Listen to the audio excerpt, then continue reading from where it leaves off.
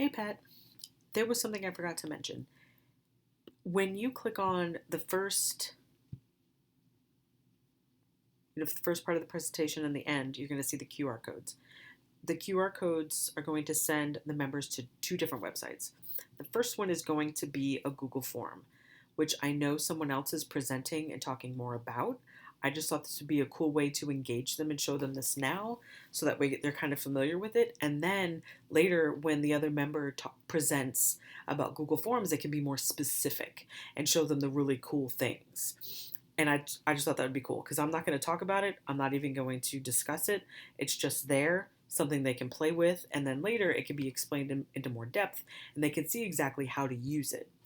And so when they click on that very first QR code, it's going to take them to these four questions, which is just basically a way for us to see where they are at the very beginning of the presentation about the website. So it says DKG website survey. How familiar are you with our website? Have you visited before? So it's just a simple yes or no. And then the next questions are just to see if they know these answers or not. All of DKG's publications can be accessed from the website.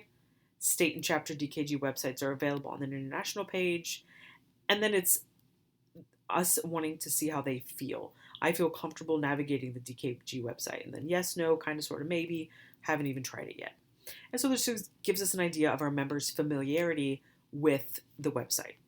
And so now when we go back to the presentation and the very end, when it's the conclusion and they click on, and when they scan this with their phones, they're going to go to something called a Padlet, which I'm not sure if you're familiar with Padlet or not, but basically it's a way it's a tool to engage students, people, whoever. And so in this case, I'm going, these are the two questions I have up there that I want them to respond to. So, what's something you still want to see, explore, be introduced to, know more about regarding the website, and how comfortable do you feel utilizing the DKG website? So, in order for members to respond, they're going to come down here in this bottom right hand corner and click the plus sign, and they can write it here. So, they can give a subject, and then they can write a little bit more here. And then when they're done, the publish will become bright. Here, I'll give you an example. See? And I can hit publish and it'll come back up. So if I did that and I hit publish, I'm like, oh, I made a mistake. I don't want that there. I can just go back and delete it and it's fine. And then I can fix it. So it's not a big deal.